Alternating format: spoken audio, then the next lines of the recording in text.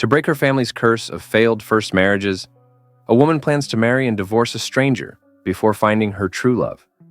On Christmas Eve in Paris, Corinne invites her recently divorced boss, Valerie, to dinner. Valerie disrupts the evening with her own drama, revealing she hasn't found anyone good since her divorce. To comfort her, Corinne's mother, Solange, offers to share a story, which annoys Edmund and Patrick, who know the tale's subject. Corinne explains that all the women in their family had unlucky first marriages and had to remarry to be happy, a curse that started with her great-grandmother. Her daughter, Louise, predicts she'll face the same fate. Patrick adds that he and Edmund are second husbands. Corinne reveals that her older sister, Isabel, tried to break the curse. Isabel, who had a strict routine with her partner Pierre for 10 years, wanted a family. Pierre agreed only if they married first, leading Isabel to express her frustration. Patrick questioned Pierre's disbelief in superstitions. Corinne concludes the story, detailing Isabel's unusual plan to make Pierre her second husband by having a failed first marriage. Corinne arranged for Isabel to meet someone in Copenhagen, where quick marriages and divorces are legal. Before her flight, Isabel told Pierre she was going to a spiritual retreat, which surprised Corinne. On the plane, Isabel sat next to Jean-Yves, a talkative guidebook editor traveling to Kenya. Isabel told him she was marrying a stranger in Denmark for 5,000 euros. Annoyed by his questions, she put on her earphones, but Jean-Yves kept talking about marrying someone immediately if he found true love. Meanwhile, Corinne hid with her daughter, while Patrick kept Pierre occupied. When Isabel called, Patrick secretly handed the phone to Corinne. Corinne learned that the man Isabel was supposed to meet didn't show up, so she encouraged Isabel to be resourceful. Seeing the sliding door at the airport, Isabel had an idea and booked a flight to Nairobi. On the flight, she told Jean-Yves her Copenhagen plan was a joke. She flirted with him, but their time together was cut short. After landing, Isabel followed Jean-Yves to his hotel but fell into the pool. After changing and ordering a drink, she saw Jean-Yves again. He said he wasn't staying at her hotel, so Isabel moved to his budget lodge. She called her husband, lying that she and Corinne were still at the retreat. Isabel then discovered she had the wrong bag and asked Jean-Yves to go shopping with her. Isabel and Jean-Yves went on a date around the town. Isabel asked about Jean-Yves, who revealed he lost his hair as a teenager and took loans for a transplant. He also shared his passion for folk dancing and bowling. They tried Kenyan food, which Isabel pretended to enjoy. Corinne notes that Isabel's plan was working, and Jean-Yves was starting to like her. Isabel learned Jean-Yves hadn't been in a relationship for 12 years. At a church, she tried to mention marriage, but he cut her off, saying he had a schedule. Isabel agreed to go with him to Kilimanjaro. During the drive, Jean-Yves talked about writing children's books and wanting them adapted into cartoons. He remembered Isabel wanted to say something in the church, but she told him to forget it. When they reached a scenic spot, Isabel saw a lion behind Jean-Yves and panicked. Jean-Yves advised her not to run, but to face the lion, as he had learned from documentaries. The lion roared at them and they lay down, pretending to be lifeless. The lion sniffed them and then walked away, making them breathe a sigh of relief and celebrate. Later, Jean-Yves realized he had left the keys in the car. When they returned, they saw the car driving away, leaving Isabel frustrated. To survive, Jean-Yves suggested drinking water from leaves. They walked to find help but had to spend the night in a cave as it got dark. That evening, they looked at the stars. Jean-Yves pointed out the Great Bear constellation, but Isabel corrected him, saying it was actually Andromeda. She explained her dad worked at a space center near Munich and had built her a treehouse observatory. Just then, the Maasai tribe appeared, startling Isabel, who hit her head on the cave entrance and fainted. The next morning, Isabel woke up in a Maasai hut. Outside, she saw Jean-Yves with the tribesman. He told her he had arranged a moped for her to return to Nairobi alone.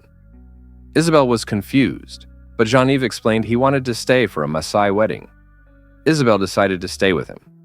During the ceremony, Jean-Yves recorded the event.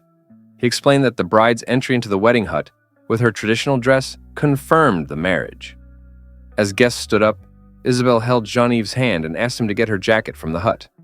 When he realized she didn't have one, she smiled.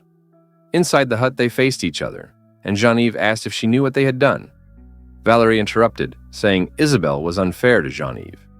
Patrick agreed, and Solange threatened to stop the story if the insults continued. Corinne picks up the story with Isabel returning to Paris after the Maasai wedding. At the airport, Isabel introduced Jean-Yves to her sister, then quickly left him, promising to call even though she didn't have his number. She then met Pierre at a restaurant, telling him they were now married, and the next morning, Pierre surprised Isabel with an engagement ring. A few days later, they went bowling with Corinne and Patrick. Isabel spotted Jean-Yves in another lane and panicked. When Pierre approached, Isabel said she needed a drink, and Jean-Yves followed her to confront her.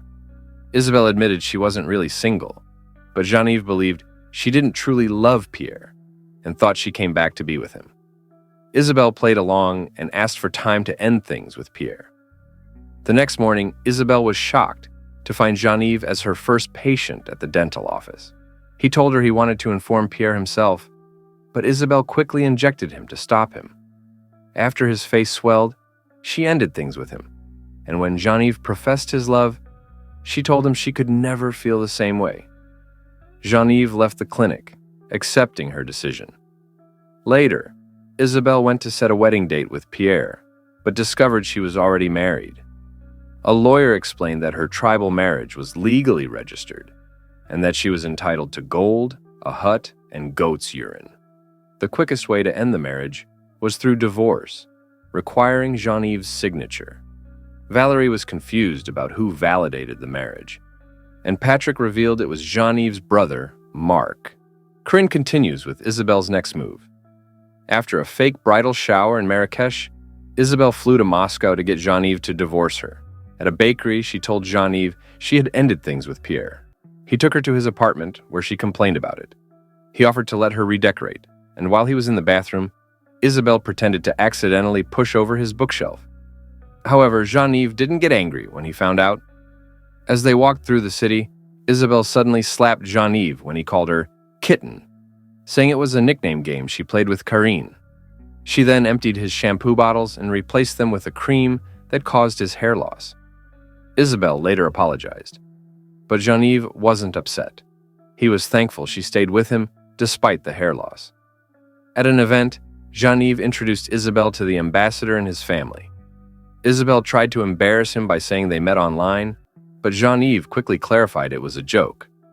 Everyone laughed, and the mood lightened. Later at the bar, Jean-Yves, frustrated by Isabel's antics, told her they weren't working on him. When she slapped him again for a nickname, he stayed calm. Realizing her actions were driven by fear, Jean-Yves was then invited to dance by the host. Isabel, feeling bored, called Corinne without realizing Jean-Yves' dictaphone was recording. She complained about Jean-Yves' puppy eyes and her worry that he might never sign the divorce papers. Jean-Yves covered Isabel with a blanket and listened to a recording. The next morning at a diner, Isabel pretended to have an imaginary friend, annoying Jean-Yves. He played along, smearing jam on his face, and revealed he'd signed the divorce papers. Isabel chased him, apologized for her behavior, and shared her struggles. They spent their last 24 hours together, exploring and having fun. At the airport, Jean-Yves questioned if he was right for her.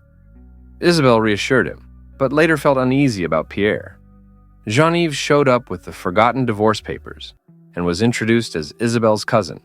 Isabel, feeling constrained by her planned life, ended the engagement. Months later, she retreated to a treehouse, where Edmond urged her to move on. Isabel searched for Jean-Yves and learned he was now a tourist guide in Bissau. Isabel went to his house and saw him with his hair grown back and wearing the hat she had given him. Instead of approaching him, she decided to leave. The next day, after Jean-Yves finished guiding a church tour, Isabel asked if he would marry her again. She explained that remarrying him might help break the curse, as he would technically be her second husband. Jean-Yves declined, but then the Maasai tribe arrived, a band started playing, and even characters from his children's book made an appearance. Isabel performed a dance for Jean-Yves, and he joined in. They shared a kiss, which led to their remarriage. As the story ends, Valerie is moved to tears, thinking it's fictional. Corinne reassures her that the events are true, and that the couple is now vacationing in the Galapagos Islands. To everyone's surprise, Pierre arrives for dinner. After being introduced to Valerie, she feels hopeful that he might be her future second husband. Thanks for tuning in. Don't forget to subscribe, hit the bell icon, and stay connected with us.